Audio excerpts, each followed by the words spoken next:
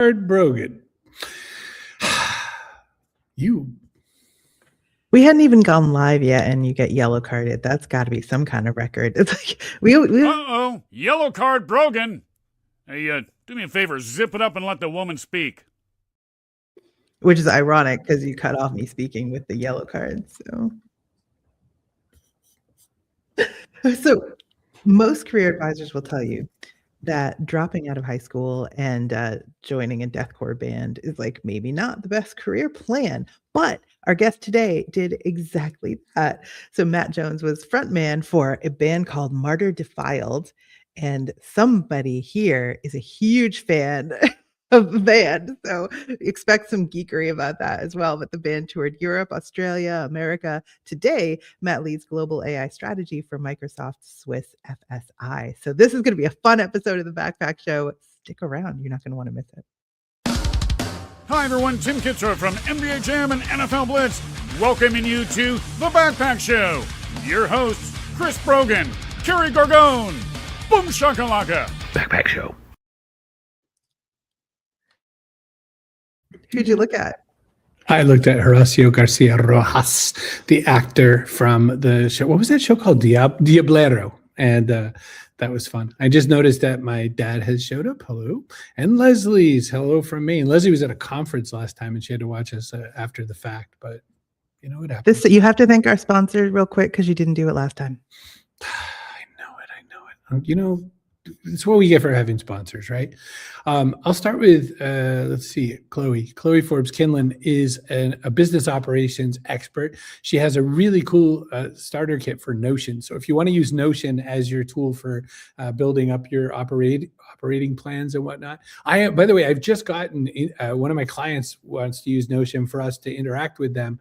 And so I am seeing the distance between how Chloe does it and just any old monkey does it. And it turns out Chloe's even cooler. So you just go to businessops.co/backpack and you will get a discount on this starter plan.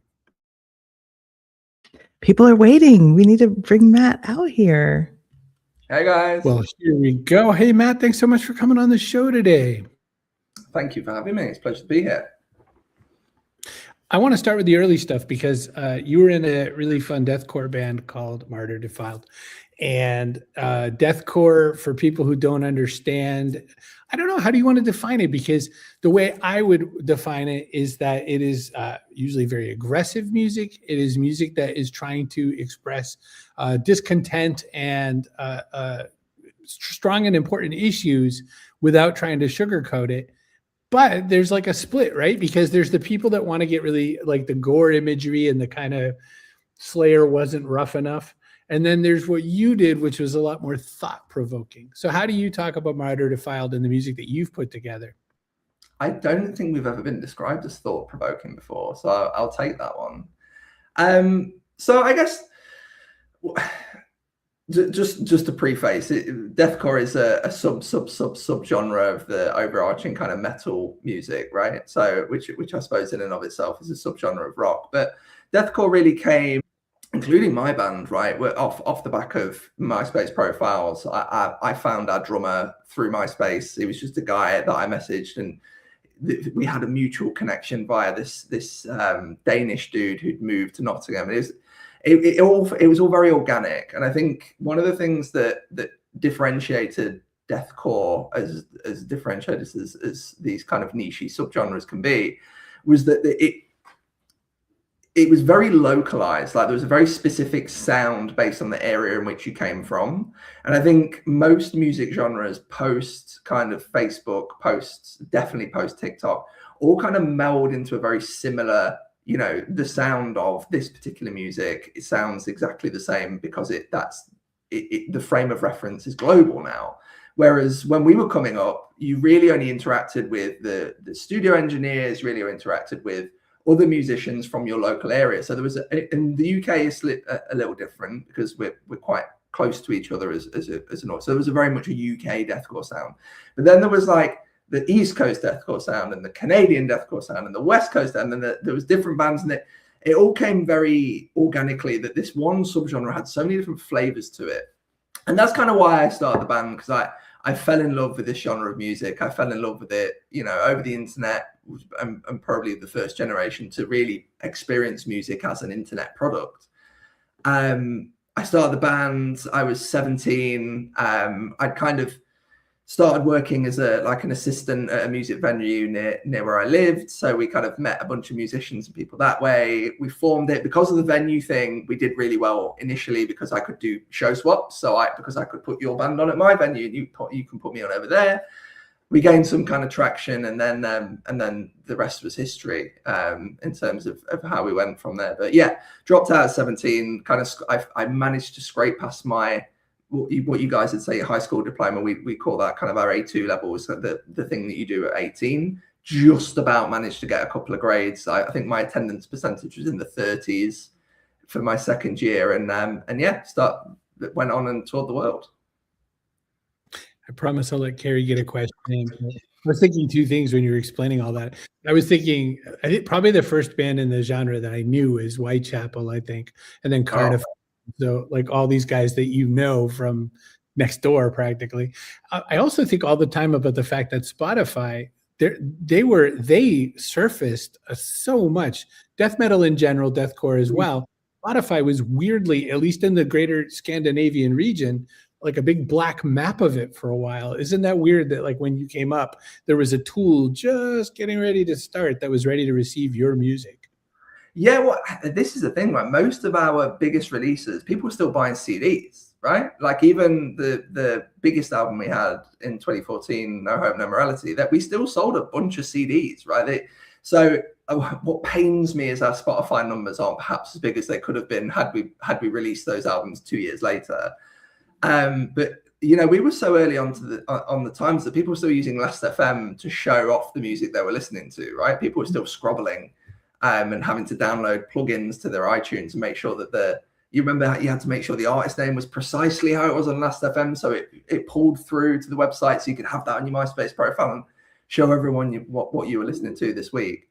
But yeah, the whole Spotify thing, I think coming back to my original point around music being a global product, now a global thing, you are served so much different music that I find that a lot of the newer deathcore, using that as my frame of reference specifically, does sound very similar regardless of where you are in the world, right? And some of that is because of the producers, like Will Putney produces some of the biggest records out there, They Are and Molotov and all the rest of them. But I think a lot of it's about music discovery. People, the way that I discovered deathcore was by the people in my town told me what to listen to, because that was the only way I could discover new music. Now you can hear anything in the world because it's all served to you through this digital platform, which is fantastic. But also you miss that kind of there's never going to be a Seattle grunge sound that happens again, because it will just be a band in Australia and a band in Nepal and a band in the US, all are inspired by the same thing, right? So yeah, sorry, that's a bit ranty, but I think it's very interesting how music has changed and that discovery of music has changed over the years. So listen, this sounds awesome. So I'm wondering at what point during all this you're like, no, what I would like to do, go corporate. Go corporate, I know. So the thing about being in a niche subgenre of metal, you don't make any money. You really don't make any money. It costs me money to do the band. Ultimately, if we kind of balance a trade over the decade that we did it, I was probably significantly down on the deal. But you learn a lot of stuff, right? The resilience you have to build, the tenacity you have to build, that drive to go again, and also be curious. That's my point about music discovery. You're constantly reinventing yourself. You're constantly thinking about new stuff, and all these kind of tools that I developed over those 10 years. Humility, empathy, ability to work with people, to deal with people. The music industry is very cutthroat. It's very, it's also very people-based. It very much is about who you know and how you network and how you build your own brand within those circles. So when me and my now wife used to go to Brighton every August bank holiday for a little getaway, because we'd barely see each other through the year, right? Because I was away touring and whatnot. And she turned around to me whilst we were having a bag of chips on Brighton seafront, and she said, "When are we going to move out of my parents' spare bedroom?" And I was like, it's probably about time. It's probably about time. And the proof very much is the proof of the pudding is very much in the eating. And we broke up in 2017. Within a year, I'd got married and bought a house. Our drummer had got married, bought a house, and had a kid. Our bassist had got married and bought a house, and our guitarist had moved to Australia. So we had this pent up drive to grow up. And it's very difficult when you're in your mid-20s and all of your friends from school are now deep into their careers and they're having kids and having mortgages and they have this really lovely life, and you're as I said, in your parents' spare bedroom. And through that period I'd been homeless. I'd had some real tough financial circumstances I'd have to deal with, and I think it was the time. We knew the band we could go again, we could do another record, but I don't think we wanted to do it just because we wanted to. We wanted to give it, if we were going to do it, wanted to do it properly. And we decided that as a group, we just weren't in the right place to give the band the due that it deserved. So why tech?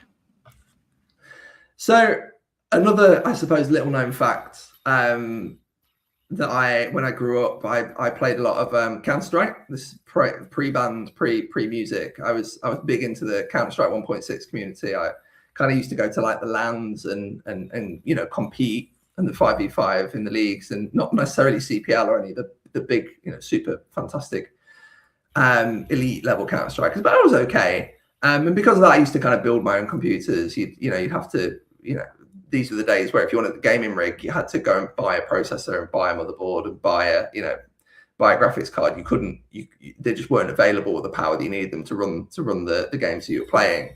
So I was always into tinkering with technology. I was always into that. A friend of mine, well, my best friend, Elliot, his dad had founded an IBM consulting organization in the late 90s, done very, very well, as you did, selling IBM servers in the late 90s, right? And he, Glyn, fabulous success, fabulously wealthy man. He had a tricolor of Ferraris. He had a green one, a white one, and a red one. And I was like, I don't know what the guy does. When I grow up, that's what I want to do.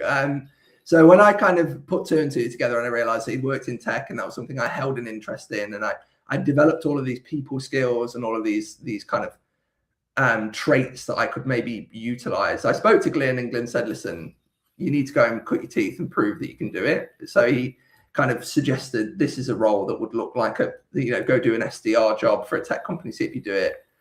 I found an organization. I live in a little city in the north of England called Lincoln, it's like 250,000 people. It's not a big place, not a tech hub. I think we have the lowest average wage per capita in the whole country. So it's quite not an impoverished area, but it's heavily agricultural. It's not very techy. So I found the one tech firm in Lincoln that I could work for, which sold kind of software to schools. I did really well there, kind of proved all the things that I thought I could do that I could do.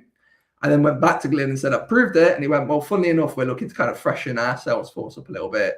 We've hired some kind of heavy hitters, some older people a little bit further along in their career, and it's not really worked. So we'd like to try and bring someone a little younger who kind of, we can mold in our image and bring them through. And he made it hard for me, right? He didn't kind of just offer me the job on the spot. He kind of said, listen, that the sales director's name's Ed, go find him, and gave me no other help. So I had to go through a proper process, and I proved myself out, and they gave me a job. And then again, kind of rinse and repeat. I spent 5 years there kind of selling SAP technical services and hosting, which eventually morphed into SAP hosting on Azure. And I met a bunch of people from Microsoft, and I was like, I love the way their lives look great. Let's see if I can get in over there. Again, took a year or two to kind of get through. I had a couple of times where I was kind of offered a job, and then the headcount got pulled, or I got to the last round of an interview and last one or two and didn't get the pick. Eventually, I got through to the last round of the interview, and there was a cohort of, I think, 4 people, and they hired all 4. They said, listen, we can't pick between you. We'll just find a place for you. Got me into Microsoft, got me into the UK team, working the retail patch. Again, did very well there. Looked after some of the kind of UK high street retailers, New Look, Currys, some of the grocers, Iceland, that kind of thing. Did a couple of big deals, kind of grew a couple of accounts in a big way, and then got poached by the Swiss sub to go work on one of their biggest clients. Love it. You got poached, so you weren't too metal for the Swiss. Funnily enough, the Swiss, so we used to play Switzerland a lot. We had a real good time there, and I had a real like come to Jesus moment when we were walking from the hotel that everyone who works for Microsoft who flies into Zurich stays in, the Marriott in Zurich, walking down to town to go for dinner. And we walked past Dynamo, and I was like, I've played that venue like 50 times. I was like, oh my God. They're like, should we go in? I was like, absolutely not. It's a dive, but it's great to see it. So You're like, hell no, keep walking. Yeah, no, let's not. I'm not going to take my corporate friends into that environment. But trust me, I had a great time. Leslie says you have done really well to go through a homeless situation and turn things around so fantastically. Kudos to you. And Debbie says, appreciate Matt's openness about his choices. Debbie also says, Kerry's always on it. Reminder about sponsors. Yeah, one of us has to be, Debbie. Yeah, no, I'm just still fanboying. Zurich's quite the place too. I went there one time ever, and it was right during winter for a holiday party, and we ended up in this hotel up in a mountain or something, but the right downtown area, like you could have some real proper fan moments. I think it's so funny. By weird reasons, I'm friendly with JJ French, who's the founding guy from Twisted Sister, that band in the 80s. We're not going to take it and all that. And we were at a conference together, and he spoke after me, and he said something about, they don't ever say, and this is funny because there's TV commercials now for, I think it's work. I don't remember, Workday. And it's like, they never say party like an accountant, or they never say party like a filing clerk. They always say party like a rock star. And it was because I'd asked him the question. I said, do you ever just get dog shit bored of playing like we're not going to take it, or I want to rock, or whatever? He said, people love to hang out with rock stars. And what I was thinking about was all those guys, you either make it vividly or you're splitting Greg's. You have half of the sausage roll with your mate, and you have to kind of come to that reality, like you said. I think it's interesting though, because I feel like the DNA of what you picked up from running a band, from putting this together, even from managing those shifts with members and stuff like that. I mean, Alex and Lee and Dave, all those types of people coming and going. It was complex, right? It was human resource and all that. Do you find yourself still pulling from that now that you're working with a bunch of Swiss bankers or whatever?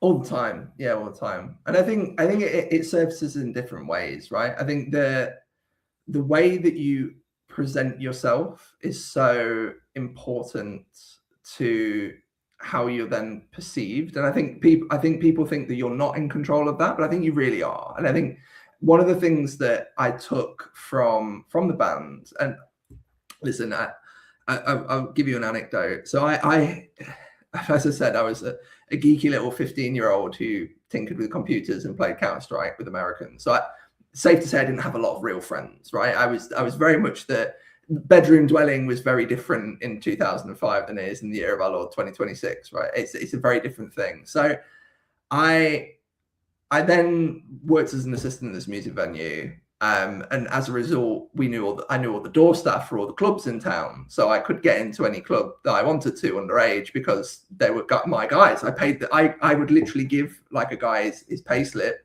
then walk with him to his next shift and just go in the club with him. And like, as a socially maladjusted 17-year-old, that's like rocket fuel, right? That is like, oh, everyone's my best friend now. And then the band comes along, and again, you kind of have that step change to be, I really didn't have many friends. And now everyone wants to be my friend because I'm the singer in a band that's kind of making it out of Nottingham, and we're playing shows in Europe, and we're doing this, that, and the other. And oh, by the way, he can also get into any club in Nottingham that he wants because he's got and I had to have a real kind of come back to earth. My ego very much got ahead of me, and I really, really struggled with that because you just don't know what to do with it, right? When you're a kid, you've got all this attention and all these friends, all these people who want to be around you, and you abuse that, and you can kind of draw between the lines how that kind of went. So I really had to learn empathy and to be humble, and how to present yourself as so, and be hyper aware of how people are perceiving you, and if you need to course correct and change something about the way that you're interacting with someone because you're reading some signals from them, or you're hearing something.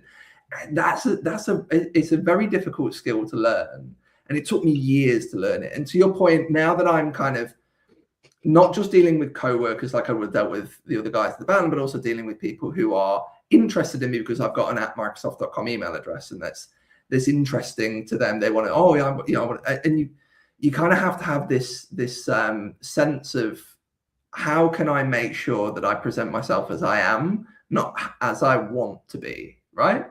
And that authenticity and bringing that through and being that person has, and whatever it is, right? My thing's being a band, but you know, everyone will have their own thing from their background that's unique about them. And if you try and major on that and be that authentic person to yourself, and people really respond to that. I think people can see through a facade very quickly, especially if you're in that position where, like you say, I'm now in a room with a lot of Swiss bankers who went to Ivy League or Brown University, red bricks in the UK, and they're hyper intelligent, you know, making millions of dollars. And I turn up this kid from a council estate who was homeless 10 years ago and 15 years ago, and have to interact with them. If you try to be them, they're always going to sniff through it. But if you try and be yourself, they're always going to appreciate the fact that you are who you are. And I think that kind of central to my ethos of how I've been successful in my career is just being me. And that, a lot of people try to tamp it down. They tamp down their uniqueness or their metal background or whatever it is, their thing. I knew someone who the bottom of her hair was purple, and so she would just keep her hair down. But if she ever, thought and pulled it up without thinking, she'd be like, "Oh no, they've seen my purple hair." Yeah. That's who you are. Do you ever slip up? Do you ever get too metal, like in one of your meetings? I swear a lot. I do swear. That's something from the music industry I can't get rid of. I swear. It's been a real conscious effort. I might have dropped a couple of swears throughout this recording without noticing, but I do swear a lot. You have babies now. I'm sure you've had to practice. Well, yeah, they swear a lot, and that's the other problem. No, that's it. I think it's just the ways of dealing with people, right? And I think you're absolutely right. It's not. I never hide the fact of my band. I can't. I've got very visible tattoos. I can't hide it. It is who I am. It is. But I think generally 99 out of 100 people kind of respect and appreciate and like that. They prefer that than you trying to dress up. Because listen, I work in sales. There is a perception of the greasy sales guy, right? With the shiny shoes and the white socks and all the rest of it. If you turn up and just be your honest self and try not to present this image of success or this image of being slick, whatever, people much prefer that than, like I said, putting up a bit of a facade and trying not to. But the swearing I do need to work on. I do feel like there's a thread that's gone through your work though too. Like the Counter-Strike, what people don't understand about the game if they've never played is there's a precision to it.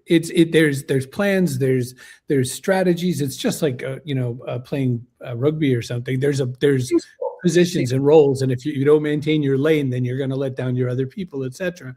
And so you pull that, and by the way, the mechanics of having to build a box that can run the app, because if you don't have good enough gear, you're going to lag and have a problem that way. Pull it into the band. Demons in the Mist, if no one's listened to Deathcore and they put that on and they think that's what it is, they will be sad when they listen to the rest of it because it's so technically solid. It's tight. It's very concise. And that's not common to the music. Yeah, there's a lot of technicality. There's guitarists who sound like they fell down the stairs but kept the notes going. But that's not what you have. You almost like Voivod plus some Henry Rollins kind of influence on that song anyway. You've through all of your ways, I feel like there is a precision element to who you are. Has that served you in helping yield banking people in the selling? Are you a precise person in the things that you care about, or have I read it horribly wrong? No, I think you're right. I think it's about telling the story. Right. I think one thing that I am and always have been is a storyteller. Even when I was at school, I've been able to bring to life an idea or a concept or a fiction or a non-fiction that I'm trying to put in front of people. And I think to your point, I can't take any credit for the musicality. in the band because we had fantastic musicians, right? We had great songwriters. Ryan, who is the guitarist, kind of 2012 through the kind of heyday of the band. He wrote No Hope Morality pretty much on his own. But what I was always able to do with Ryan is kind of, firstly, I understand that we are greater than the sum of our parts. So I understand the role of the team. You understand how to get the best from the team, and also understand where you trying to influence things will hamper someone else. You need to, I'm always a big fan of a friend of mine, Mike Gorgone, who's one of the directors in the UK for media and retail now. He has this kind of quadrant that he has about strengths and weaknesses, and there's kind of ones you know and ones you don't know. The worst, that what you're trying to get to is stuff that you know. You want to know your weaknesses, you want to know your strengths. Whether you're good at it or not, you need to be aware of it. And I think I've always been quite good at understanding what I'm not good at and how to fill that gap with the people around me. I'm not a great musician, but I've got a good ear. I've always had quite good taste. So when Ryan's kind of bouncing some ideas around, I'm like, that's great, this isn't. But if we did it this way and this way, I'm very much the composer in the band, kind of say, well, if we structure the song in this kind of way, then it's going to achieve this impact. Maybe the riff needs to sound a little bit more like this. And that's always been the thing that I've done. And then to your point around Counter-Strike, I was always the caller. So in Counter-Strike, you have a team of 5. One would call tactics. One would be the captain, so would take ownership of any kind of stuff that would go on in the chat, whatever. I'd always call whether we're going to go 3 on B on 2 on A, or if we were playing predominantly a strat meeting, if we were going forward, I'd say this is how we're going to split. So I always had that vision of how I wanted things to look, and the understanding that I can't do that on my own.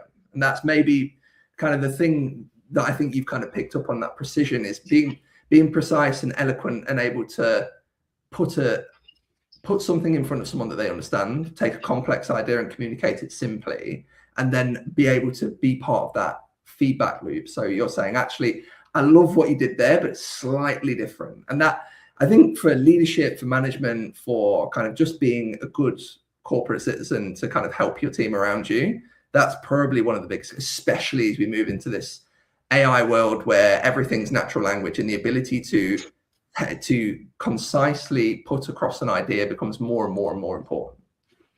If you could go back and talk to 17-year-old you who's about to drop out of school, what would you say to yourself? What advice would you give? Don't change anything. Maybe when you're about to record that first album and you get the opportunity to go to the studio that you want to do, don't let the record label move you to another studio. That's the one thing that I changed throughout our whole career. I've not regretted anything in the band. Our first album, there are some regrets around that. So I'd have done that maybe a little differently, but if I had my time again and I ended up right back here, this moment, I'd be happy. Well, we have a few things we do to wrap up the show that I realized I hadn't told you a couple of. One is that we have our person of the day. Person of the day, by the way, is sponsored by Fausia Burke. Fausia has a book publicist business where she helps a lot of people figure out their future in the land of books. You can follow also her Substack on how to use grounded ways to use AI to do book marketing and other stuff. FausiaBurke.substack.com. And that is for our person of the day. Oh, and here's our person of the day. Kaboom! Person of the day today goes to Debbie Saviano. Debbie, who also is bringing us a future backpack guest as well. Debbie, that entitles you to 1 free apple. You just got to run into any old store you want, steal the apple, run right back out. Debbie just said Matt is an awesome guest. He has shared so much, highly insightful in such a short time. Good for you, Debbie. Thanks so much for being here. We forgot to ask you one thing, Matt, and prep you for it, but you'll figure it out. There's a thing we've asked every single guest, from Sir Mix-a-Lot to Butterscotch, the world best famous female beatbox champion, to the Oral Knots, another band, and to a bunch of other interesting people. YouTubers. Oral Knots are YouTubers. What? Oh, yeah, whatever. Oral Knots are YouTubers. Whatever. Who gives a shit? They're not watching this show. You're not my real dad. The question is, what would you like to add to the backpack? Now, this could be something physical, like a hammer. It could be something metaphorical, like a dream. Kerry, what's something physical that someone could add to the backpack? Extra set of teeth. DJ Cumberbund added an extra set of teeth to the backpack because you just never know. How about something metaphorical one could add? Ariel Helvetica, burlesque performer, added kindness to the backpack. So now, Matt Jones, you wonderful Microsoft technical AI lead for bankers and people of industry, what would you like to add to the backpack? I'm really torn between something very literal to kind of add my flavor or something very metaphorical or figurative to add in. I think I'm going to go with the literal option. I think I want to add some headphones in. I think for me, music, a person's music taste says so much about them. And it's something I always ask. I actually, even in my email signature for Microsoft that goes out on very official business, I have a link to an Apple Music, because I'm an Apple Music guy, or the streaming services are available,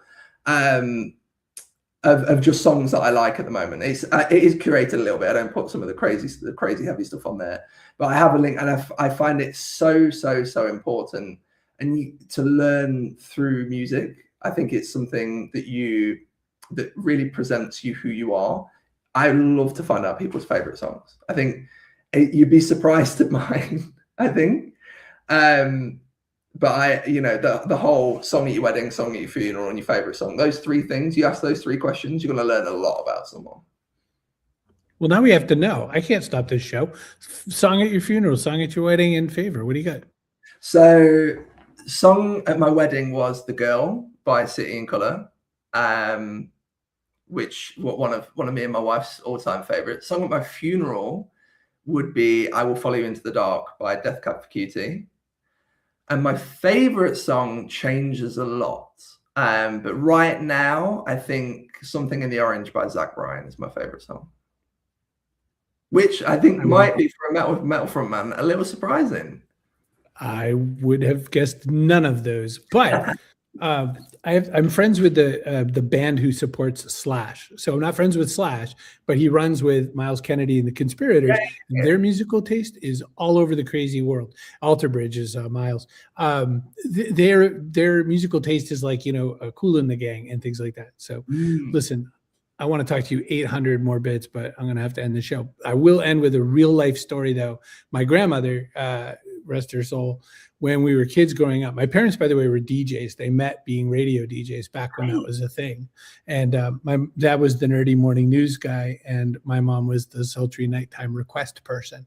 So music was very important in my house, lots of records, lots of vinyl. And my Grammy liked to listen to stuff she liked. She liked things like, Barry Manilow and stuff, but we could bring over albums and she'd listen. She ended up really liking Judas Priest, True Story, You Got Another Thing Coming, and all that sort of a thing, right up next to Rosanna by Toto. And the song I think that she liked the most was by Baby Metal. That part's not true.